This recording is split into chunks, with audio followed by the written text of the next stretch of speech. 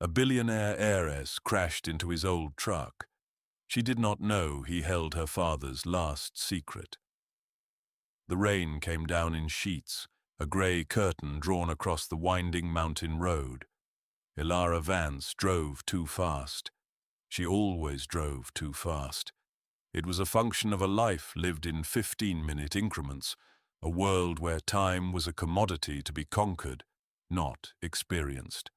Her electric sedan, a silent silver blade, cut through the downpour with an arrogance she felt in her own bones. On the console, a holographic display shimmered, showing the parcel of land she was here to acquire. The last parcel. A stubborn green square holding out against the encroaching blue of Vance Global acquisitions. Her phone buzzed, a persistent insect against the leather seat. It was Marcus Thorne, her second in command, a man whose ambition was a finely sharpened tool. She let it buzz. The owner of the green square, a man named Caleb Hayes, had refused every offer. He refused to negotiate. He refused to even return their calls. So Elara had come herself. Problems, in her experience, were merely unresolved equations. Every person had a variable that could be solved for. Money, power, pride. She just had to find his. A shape materialized in the deluge. Brown, fluid, panicked. A deer. Elara's hands tightened on the wheel, a reflexive, practiced motion. She swerved. The sedan's advanced traction control fought for purchase on the slick asphalt, a silent, furious battle of algorithms against physics. Physics won. The car slid, a graceful, horrifying pirouette toward the shoulder, and toward the rusty pickup truck parked there. The impact was less a crash, and more a dull, final thud. A sound of expensive, lightweight alloy crumpling against thick, unforgiving American steel. Silence followed, broken only by the rhythmic swish of her wipers and the drumming of the rain. The sedan's systems flashed a litany of red warnings across her dash. They were abstract, meaningless. She was fine.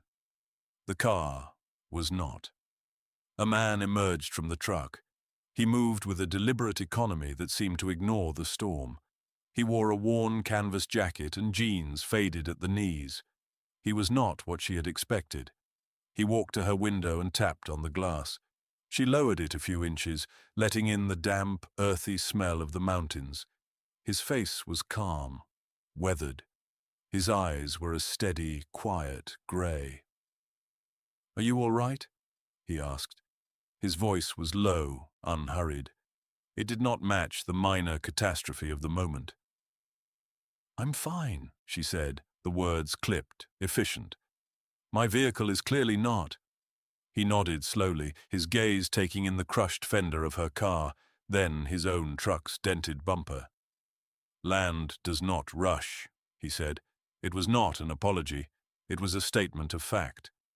She felt a flare of irritation. "We need to call a tow and exchange information." "No signal up here," he replied, gesturing to the dense canopy of pine and fog. "My daughter is in the truck. I will drive us down to town when the rain lets up." Elara looked past him and saw a small face peeking over the dashboard of the pickup. A child. Another complication. "My phone is in the passenger footwell," she stated, a command disguised as a request. "I need it." He simply nodded again and walked to the other side of her car. He opened the door, leaned in, and retrieved the device. He moved with a surprising grace. He then went back to his own truck. He opened the passenger door, spoke a few soft words to the child, and then reached for his glove box. It creaked open. He shuffled through a small stack of papers. An envelope, yellowed with age, slipped from the pile and fell to the floor mat. It landed face up. Elara saw the name written on it in familiar looping script. Her own, Elara Vance. And below it, the return address was simply a single letter. J. The world tilted. The rain, the wrecked car, the land deal. It all faded into a dull, distant roar. That handwriting belonged to her brother, Julian. The brother who had walked out of his life 5 years ago and vanished without a trace. The man, Caleb Hayes, picked up the envelope, his expression unreadable. He saw her staring. He held it for a moment, then tucked it back into the glove box with the other papers. "Where did you get that?" she demanded. Her voice was sharp, brittle. "It was given to me," he said, his gaze unwavering. "For safekeeping." He closed the glove box. The click echoed in the sudden, profound silence between them. A 2-hour wait for the tow truck felt like a lifetime. Elara sat in the passenger seat of Caleb Hayes's pickup. The cab smelled of sawdust, coffee, and something else. The faint, clean scent of wild mint. It was an alien environment. In the back, his daughter, Maya, hummed quietly to herself, drawing in a sketchbook with a focused intensity. Elara's world was one of sterile boardrooms and pressurized cabins. This was tactile, real. The letter burned in her mind. Julian's script, so achingly familiar. He had been her opposite in every way. Where she saw assets and projections, he saw systems and connections. He was an engineer, like their father, but he had a conscience that made him ill-suited for the corporate world. The day he left, he had argued with their father about a new development project, a project Elara now championed. "That letter changes things," she said, breaking the silence. He kept his eyes on the road, which was now just a glistening ribbon of asphalt. The rain had softened to a drizzle. "Some things don't change," he replied. "They just wait." The tow truck arrived, driven by an old man with a face like a topographical map. He greeted Caleb with a familiar nod. "Silas," Caleb said. "This is Elara Vance." Silas looked from Caleb to Elara, then to the crumpled silver sedan being hoisted onto the flatbed. He chewed on an unlit matchstick. "Vance," he mused, "like the company trying to buy up the whole mountain." Elara did not reply. Her name was not a name here. It was an event, an invasion. The local garage was small, tidy, and smelled of grease and old iron. Silas's son, a younger, cleaner version of the old man, looked over her car. He whistled softly. "This will take a while," he said. "Parts have to come from the city." Caleb spoke to Silas in a low voice. Silas nodded, his eyes lingering on Elara for a moment before he turned away. "There's one motel in town," Caleb told her. "It's clean. Or you can stay at my place. I have a guest room." It was not an invitation offered with warmth. It was a practical solution to a logistical problem, and a tether. He had the letter. She had to stay close to him. "Your place will be fine," she said, the words tasting foreign. His home was a few miles further up the mountain, nestled in a clearing of old-growth timber. It was not a farmhouse.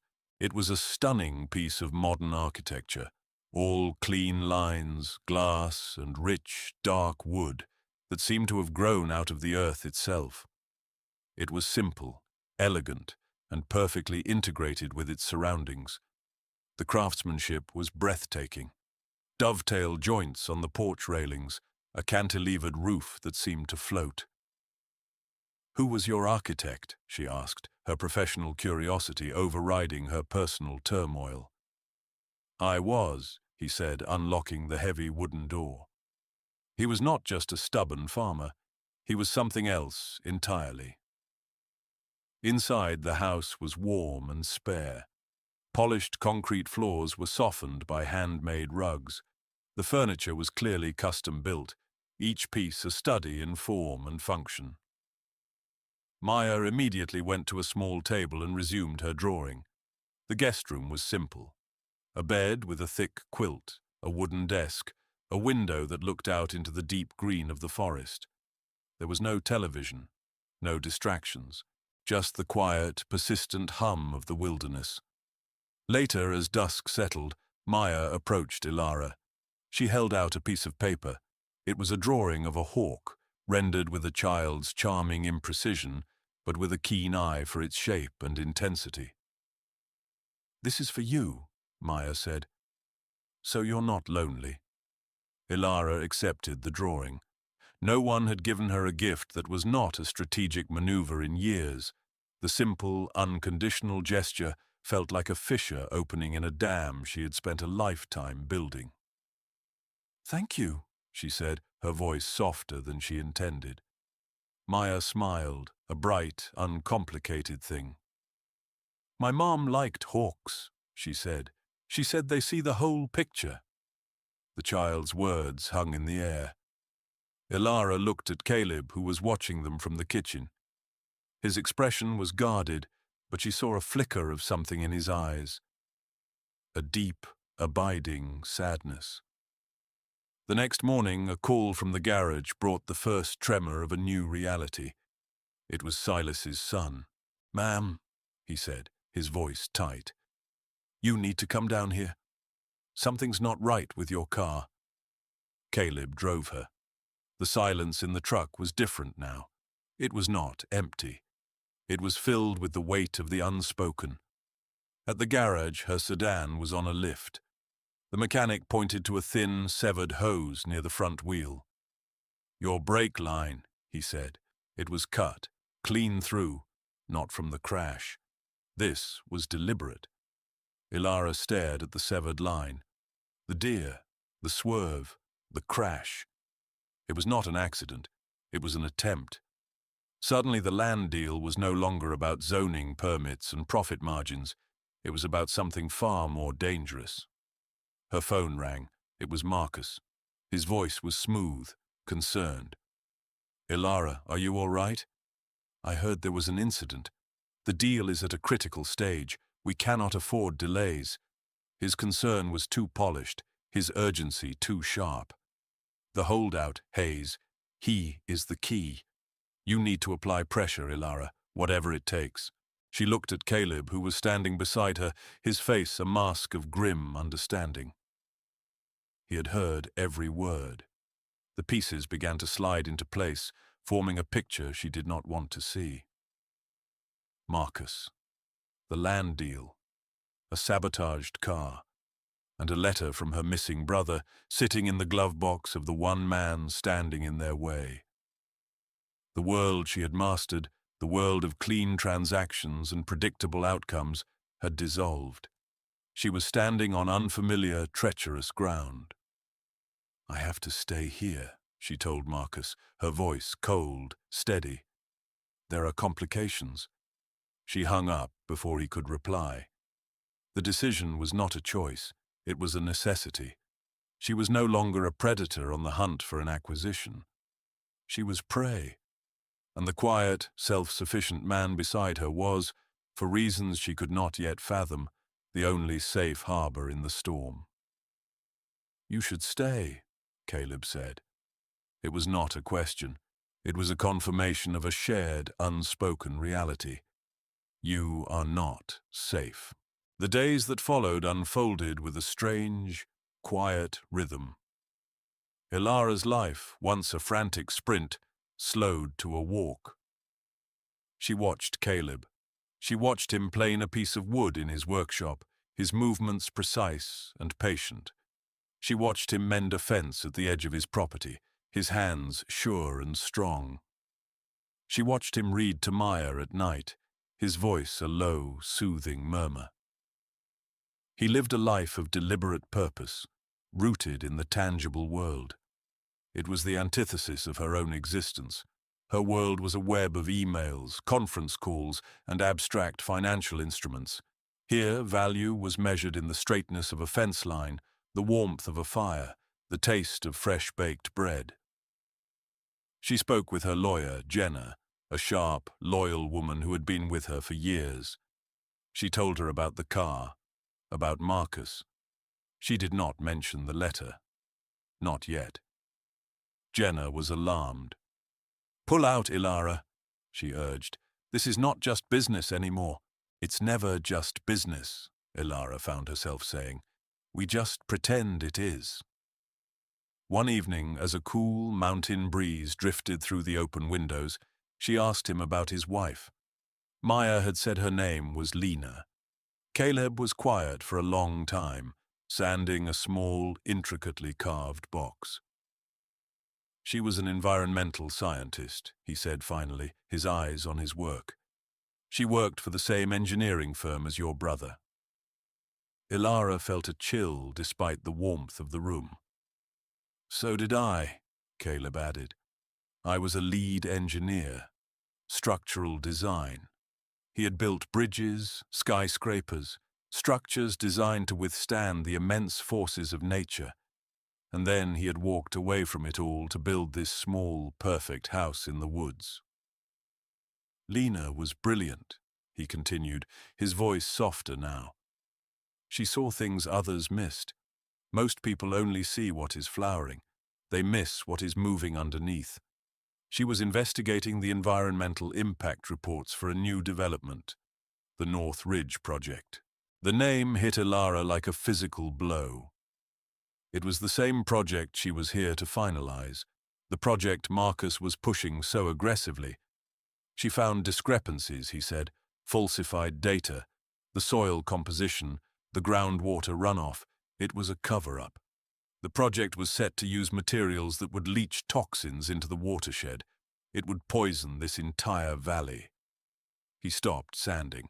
He looked directly at her, his grey eyes holding a pain so profound it was almost a physical presence in the room. She was going to expose it. She went for a hike one afternoon to clear her head. They said she slipped. A tragic accident. He did not have to say he did not believe it. It was etched into every line on his face. "And Julian?" Elara asked, her voice barely a whisper. "He was working with her," Caleb said. "He helped her analyze the data. After she died, he was terrified. He came to me. He gave me that letter. He told me to keep it safe. He said if anything happened to him, I should give it to you. But only if you came looking for the truth. Not for a deal. Not for the land. For the truth." He stood up and went to a bookshelf. From behind a row of worn engineering texts, he pulled out the yellowed envelope. He held it out to her. "I think," he said, "you are finally looking." Her hand trembled as she took it. The paper was brittle with age. She opened it. The letter was short. Julian's words were a frantic, desperate plea. "Elara, if you are reading this, it means I failed. Lena is dead. It was not an accident. Marcus Thorne is behind it. He buried the real environmental reports. The North Ridge Project is built on a lie, a toxic one. They know I helped her. They are coming for me. I have to disappear. I left the proof in a safe deposit box. The key is with this letter. The box is at the City Central Bank, number 713. Dad built this company on integrity. Do not let Marcus turn it into a tombstone. Trust Caleb. He is the only one who knows the whole story. Be careful." J taped to the bottom of the page was a small brass key, number 713. Elara's hand closed around the page hard enough to crease it. Her brother was not missing. He was in hiding, and her business partner, the man she spoke with every day, was a killer. The entire foundation of her world crumbled to dust. The profit she had been chasing was stained with blood, Lena's blood, and very nearly her own. "We need more than this," she said, her voice regaining its steel. "A letter from a man who has been missing for 5 years is not enough. They will call him unstable. They will discredit him." "I know," Caleb said. "There is more." He walked over to the fireplace and pried a loose stone from the hearth. Behind it was a small, dark cavity. He reached inside and pulled out a small, canvas-wrapped bundle. He placed it on the table. Before Lena died, she suspected she was being watched. She gave a copy of her files to someone she trusted. Someone who has lived on this mountain his whole life. Someone nobody would ever suspect. He unwrapped the bundle. Inside was a ruggedized external hard drive. "Silas," Elara breathed. "The tow truck driver." Caleb nodded. Lena gave it to him the day before she went on her last hike. She told him to hold on to it, to keep it safe for Maya. The pieces were all there. Julian's testimony, the safe deposit box, and Lena's original untainted data. It was the smoking gun. Now Elara was no longer the CEO chasing a deal. She was an architect of a different kind of structure, one built of evidence and truth, designed to bring a corrupt system crashing down. She looked at Caleb, a new understanding passing between them. Their separate griefs, their individual battles, had converged into a single shared purpose. She was no longer his adversary. She was his ally. The first call was to Jenna. Elara laid out the entire story, from the letter to the hard drive. There was a long silence on the other end of the line. "Jenna," she said, "are you there?" "I'm here," Jenna replied, her voice taut with shock and focus. "I'm booking a flight." "No," Elara countered. "I need you in the city. I need you to be my eyes and ears. Get me everything you can on Marcus Thorne. Financials, communications, travel logs for the past 6 years. Subpoena level deep. I will authorize it. And get me access to that safe deposit box. Use a proxy. I cannot show my face yet. The city was now enemy territory. The quiet house in the mountains had become her command center. Caleb plugged the hard drive into an old offline laptop he kept in his workshop. The files were heavily encrypted. "Of course they were," Caleb murmured. Lena was thorough. He spent the next day working on it, his fingers flying across the keyboard with a speed and fluency that spoke of a life he had left behind. Elara watched, struck by the contrast. This man who could shape wood with his hands could also navigate the complex architecture of code with the same innate skill. While he worked, she walked the perimeter of his property, the land she had come to conquer. She saw it differently now. She saw the ancient trees that Lena had died to protect. She saw the clear, cold stream that Marcus would have poisoned. She felt the profound, living stillness of the place. It was not a resource to be exploited. It was a legacy. Maya found her by the stream, skipping stones across the water's surface. "Are you sad?" Maya asked, her head tilted. Elara considered the question. She was not sad. She was angry, and she was determined. But looking at the child, at the unspoiled beauty around them, she felt a pang of something else, a sense of loss for a life she had never known, a connection to the world she had never allowed herself to feel. "I was thinking about your mother," Elara said. "She was very brave."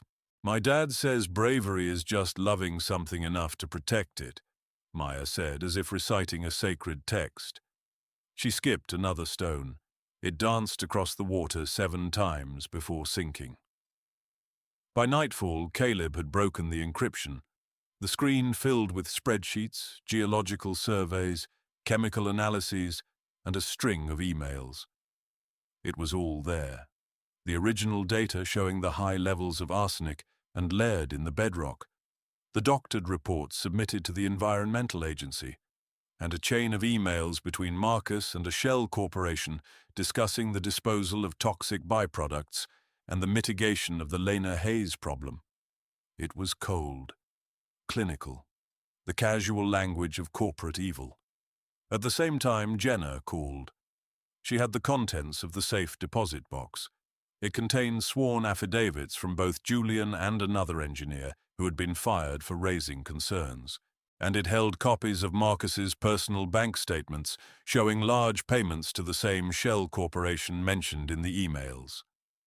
Payoffs. Hush money. "We have him," Jenna said, her voice a low, triumphant hiss. "We have him cold." Elara looked at the evidence arrayed on the laptop screen. This was not enough. Destroying Marcus was one thing, but the system that had created him, the corporate culture that had allowed this to happen within her own family's company, that was the deeper sickness. She could leak this to the press. She could hand it to the authorities, but that would be an external victory. The battle had to be won from within. "I'm calling a board meeting," Elara said, "an emergency session." Jenna was hesitant. "Elara, that is a risk. He will be in that room. He will have allies." "I know," Elara said. "That is the point. I am not just exposing a criminal. I am forcing a choice. The board has to decide what kind of company Vance Global is going to be, the one my father built, or the one Marcus has corrupted." She would not fight him in the shadows. She would confront him in the heart of his power, the 40th floor boardroom, surrounded by the very people whose complacency had allowed his cancer to grow. Caleb looked at her, a glimmer of respect in his quiet eyes. He saw the strategist, the warrior. "I will go with you," he said. She did not object. His presence would be her anchor, a silent reminder of what was at stake. Not just a company, but a life, a valley, a legacy. The return to the city was a jarring transition. The clean mountain air was replaced by the haze of exhaust fumes. The silence was shattered by the cacophony of sirens and horns. Elara felt like a foreigner in her own world. Her penthouse apartment, once a symbol of her success, now felt like a sterile, empty cage. The view of the sprawling cityscape no longer inspired her. It suffocated her. Caleb was a study in stillness amidst the urban chaos. He wore a simple, dark suit that Jenna had procured, but he moved with the same unhurried deliberation as he did in his forest. He did not belong here, and he made no attempt to pretend otherwise. His presence was a quiet rebellion against the city's frantic pace. The boardroom was on the top floor of Vance Tower, a glass and steel monument to her family's ambition. The room was designed to intimidate, with a massive mahogany table and a panoramic view that made the world below seem small and insignificant. The board members filed in, their faces a mixture of curiosity and annoyance at the unscheduled meeting. They were men and women Elara had known her whole life, people who had watched her grow from a child into a CEO. Marcus Thorne was the last to arrive. He exuded a confident, predatory charm. He smiled at Elara, a flash of white teeth in a tanned face. "Elara," he said, his voice smooth as silk. "An emergency meeting. I trust you have good news about the North Ridge acquisition." He did not see Caleb, who stood quietly against the far wall, a silent observer. Elara took her place at the head of the table. She did not return his smile. "The news is about North Ridge," she said, her voice resonating with a calm authority that silenced the room. "But it is not good." She gestured to Jenna, who dimmed the lights. The large screen at the end of the room flickered to life. "For the past 5 years," she began, "we have been operating under a series of false assumptions regarding this project. Assumptions based on falsified data, corporate malfeasance, and criminal conspiracy." A murmur went through the room. Marcus's smile tightened at the edges. She started with Lena's hard drive. She displayed the original environmental reports next to the doctored versions that had been submitted. The evidence was stark, undeniable. Arsenic levels, lead concentrations, groundwater contamination risks, all systematically altered. "This data was compiled by Dr. Lena Hayes," she said, her voice even. "A brilliant scientist who was silenced before she could bring this to light. The official report called her death an accident. This board accepted that report without question." She then played the emails. Marcus's name flashed on the screen over and over. instructions to his subordinates, coded discussions of mitigating the problem, financial transfers to shell corporations. The air in the room grew thick, heavy. The board members shifted in their seats, their gazes flicking from the screen to Marcus, whose face had become a pale, rigid mask. "Elara, this is outrageous," he blustered, finding his voice. "This is fabricated nonsense." "Is it?" Elara replied coolly. She brought up the affidavits from the safe deposit box, from Julian Vance, her own brother. She read his words aloud, her voice clear and steady. She spoke of his fear, his flight, and his desperate attempt to preserve the truth. Finally, she displayed Marcus's personal bank records showing the direct payments, the final, irrefutable link. The room was utterly silent. The evidence was overwhelming, a digital tombstone for a man's career and his freedom. Marcus Thorne did not just defraud this company, Elara said, her eyes locking onto his. He is responsible for the death of one of its most ethical employees and the disappearance of my brother. He did this for profit, for a project that would have poisoned a community and forever stained the name of this company. A name my father built on a foundation of integrity. She looked around the table, meeting the eyes of each board member. We all allowed this to happen. Our pursuit of profit, our willingness to look the other way, created the environment for a man like Marcus Thorne to thrive. Today, that ends. Marcus stood up, his chair scraping against the floor. His composure was gone, replaced by a raw, desperate fury. "You have no proof," he spat. "This is a character assassination." The door opened. Two plainclothes detectives stepped into the room, followed by a uniformed officer. Jenna had made the call the moment the meeting started. "Marcus Thorne," one of the detectives said, his voice calm and official. "You are under arrest." His face crumpled. The power he had wielded for so long evaporated in an instant, leaving behind a small, frightened man. As they led him away, he looked at Elara, his eyes filled with a venomous hatred. She met his gaze without flinching. She felt no triumph, only a profound, weary sense of justice. When he was gone, she turned back to the stunned board. "I am calling for a vote," she announced. "First, to immediately and permanently terminate the North Ridge project. Second, to establish a foundation in Lena Hayes's name, funded with the projected profits from that deal, dedicated to environmental ethics and corporate oversight. And third, I am tendering my resignation as Chief Executive Officer, effective immediately." Gasps echoed around the room. "This company needs to heal," she said. "It needs a new direction, and I need to find mine." She did not wait for their vote. She turned and walked out of the boardroom, leaving behind the life she had been born into. Caleb was waiting for her in the hall. He simply nodded, a gesture of profound, unspoken approval. Together they rode the elevator down in silence, leaving the wreckage of the old world behind them on the 40th floor. The aftermath was a quiet dismantling. Elara sold the penthouse. She sold her shares in Vance Global, placing the capital into the new foundation. She packed a single suitcase. Her old life, with its endless acquisitions, felt like a story about someone else. Jenna helped her with the legal details, her expression a mixture of pride and sadness. "What will you do now?" she asked.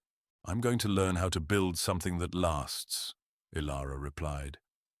A few weeks later, she drove back up the mountain. Not in a silent, silver sedan, but in a simple, dusty SUV that handled the winding roads with a sturdy competence. She found Caleb where she knew he would be, mending the fence line that marked the edge of his property. He looked up as her car approached, his expression calm, unsurprised, as if he had been expecting her. She got out of the car. The air was clean, crisp, filled with the scent of pine and damp earth. It smelled like home. Maya came running from the house, a piece of paper clutched in her hand. It was a new drawing, a picture of 3 figures, a man, a woman, and a child, standing in front of a house nestled in the trees. She handed it to Elara without a word. Elara looked from the drawing to Caleb. He had a new fence post in his hand. She walked over and took one side of it, helping him guide it into the hole he had dug. Their hands brushed, a brief, calloused touch against her own.